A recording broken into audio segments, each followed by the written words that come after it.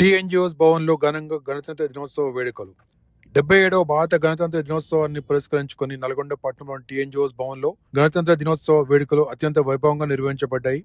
ఈ వేడుకల్లో టీఎన్జిఓస్ సంఘ జిల్లా అధ్యక్షులు నాగిళ్ల మురళి ముఖ్య అతిథిగా పాల్గొని జాతీయ పతాకాన్ని ఆవిష్కరించారు. అనంతరం వారు మాట్లాడుతూ భారత రాజ్యాంగం కల్పించిన హక్కులు, బాధ్యతలే నేటి ప్రజాస్వామ్యానికి పునాదులని పేర్కొన్నారు. స్వాతంత్ర్య పోరాటంలో ప్రాణాలు అర్పించిన జాతీయ నాయకులను, మహనీయులను ఈ సందర్భంగా ఆయన ఘనంగా స్మరించుకున్నారు. తెలంగాణ రాష్ట్ర పునర్నిర్మాణంలోనూ, ప్రభుత్వ పథకాలను ప్రజల్లోకి తీసుకెళ్లడంలోనూ ఉద్యోగుల పాత్ర మరువలేనిదని ఆయన కొనియాడారు. ఈ వేడుకల్లో టీఎన్జిఓస్ జిల్లా కార్యదర్శి జె శేఖర్ రెడ్డి, రాష్ట్ర ఉపాధ్యక్షులు నరసింహాచారి, విజయకృష్ణ, డిఏ రాజు, లక్ష్మయ్య, దశరథ, రణదేవ్, ఆంజనేయులు, గోవర్ధన్ రెడ్డి, భాస్కర్, సత్యనారాయణ, శ్రీనివాస్, జైపాల్, రామకృష్ణారెడ్డి, రమేష్, రమేశుధ, కరుణశ్రీ, లక్ష్మి, సుమలత, రేణుక, రవినాయక్, యశ్వంత్, శ్యామ్, సంధ్య తదితరులు పాల్గొన్నారు. టీఎన్జిఓస్ భవన్లో మరి గణతంత్ర దినోత్సవం, రిపబ్లిక్ డే అందరికీ, టౌను ప్రజలందరికీ మరియు మన గౌరవనీయులు, పూజ్యులు, పెద్దలు, మరి మన జిల్లా మంత్రివర్యులు కోమటిరెడ్డి వెంకటరెడ్డి గారికి రిపబ్లిక్ డే శుభాకాంక్షలు తెలియజేస్తున్నాము. మరి మా కార్యాలయంలో టీఎన్జిఓస్ భవన్లో ఘనంగా రిపబ్లిక్ డే ఉత్సవాలను జరుపుకోవడం జరిగింది.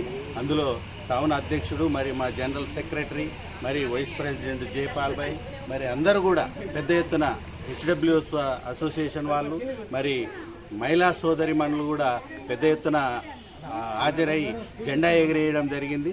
దీని ముఖ్య ఉద్దేశం ఏంటంటే రిపబ్లిక్ డే అనగా గణతంత్ర దినోత్సవం. గణతంత్ర దినోత్సవం అంటే ప్రజల చేత ఎన్నుకోబడిన ప్రజాప్రతినిధులే పాలన కొనసాగించాలనే దాని మీద బ్రిటిష్ పాలనలో రాజరిక పరిపాలన ఉండే. అయితే 1950 26వ తారీఖు నాడు మన రాజ్యాంగాన్ని అమల్లోకి చేసిన రోజు కాబట్టి ఇది అత్యంత పండగ రోజు. మనకు ఇండియన్స్ అందరూ కూడా జరుపుకునే ఈ పండగ ఉత్సవాల్లో మా టీఎన్జిఓస్ ఘనంగా నిర్వహించుకోవడం జరిగింది. ఇది ఏదేమైనప్పటికీ మన పేద ప్రజలకు కూడా అందించే విధంగా రాజ్యాంగాన్ని రూపొందించిన అంబేద్కర్ గారికి ఈ సందర్భంగా వారికి ఘనమైన శుభాకాంక్షలు తెలియజేస్తూ, మరి ప్రజలు, మన ఇండియన్స్, భారతీయులందరూ కూడా చాలా క్రమశిక్షణతోటి మరి రాజ్యాంగపరంగా వచ్చిన హక్కులను, మరి బాధ్యతలను కూడా నిర్వహించడం ఉన్నందువల్ల ప్రజలు కష్టపడుతున్నారు. కాబట్టి మన భారతీయులు, మన ఇండియా ఇప్పుడు ప్రజాస్వామ్యంలో కూడా ప్రపంచ దేశాలతో ఆర్థికంగా ముందంజలో ఉంటుంది. ఎందుకంటే మన భారతదేశంలో ఒక సంస్కృతి ఉంది కాబట్టి ఆ సంస్కృతి ప్రకారంగా, రాజ్యాంగ ప్రకారంగా ప్రజలు నడుచుకుంటుర్రు. ఇంకా ఏదేమైనప్పటికీ కూడా ఇంకా ముందంజలో ఉండవలసిన అవసరం ఉన్నది. ప్రపంచ దేశాలతో పోటీ పడుతుంది కానీ సామాన్యుడికి, మరి కింది స్థాయి ఉద్యోగస్తులకు, కింది స్థాయి ప్రజలకు ఎప్పుడైతే కార్పొరేట్ విద్య మరి వైద్యం అందుతుందో, మాకు కూడా గవర్నమెంట్ ఉద్యోగస్తులకు కూడా హెల్త్ కార్డులు రావాల్సి ఉన్నది.